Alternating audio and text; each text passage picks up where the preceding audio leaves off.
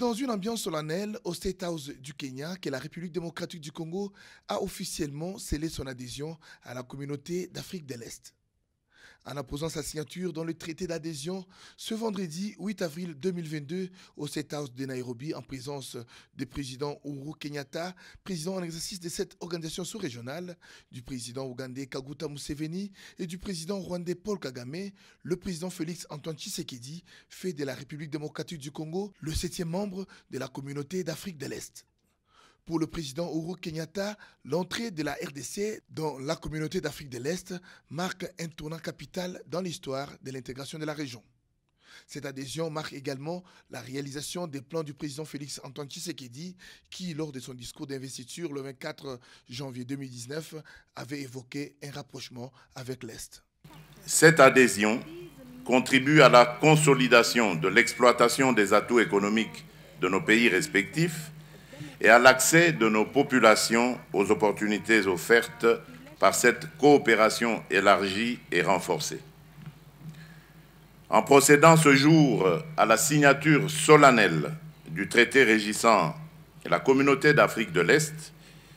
la République démocratique du Congo renouvelle son engagement exprimé à travers ma voix lors de mon allocution du 29 mars dernier, lequel consiste à œuvrer de toutes ses forces pour le développement de notre communauté, notamment par l'optimisation de l'exploitation des nombreux atouts économiques de nos pays respectifs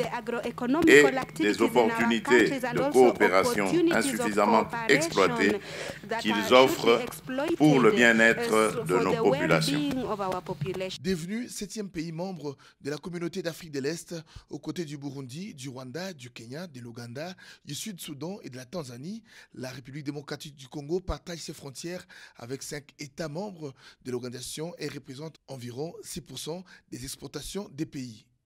Dans son discours, le président Félix Tshisekedi a fait part de sa satisfaction. En adhérant à la communauté,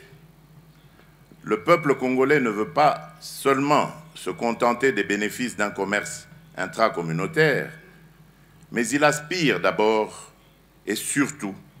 à entretenir des relations fondées sur la paix et la sécurité de tous.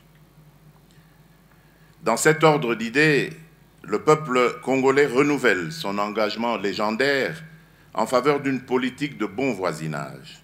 qui constitue un des axes majeurs de sa politique étrangère et régionale. Autant il attend des autres peuples le même engagement pour la paix et la sécurité de tous,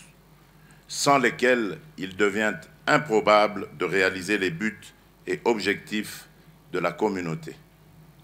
Parmi les retombées de cette adhésion figure la réduction des tarifs douaniers pour les marchandises réceptionnées dans le port de Mombasa au Kenya et de Dar es Salaam en Tanzanie.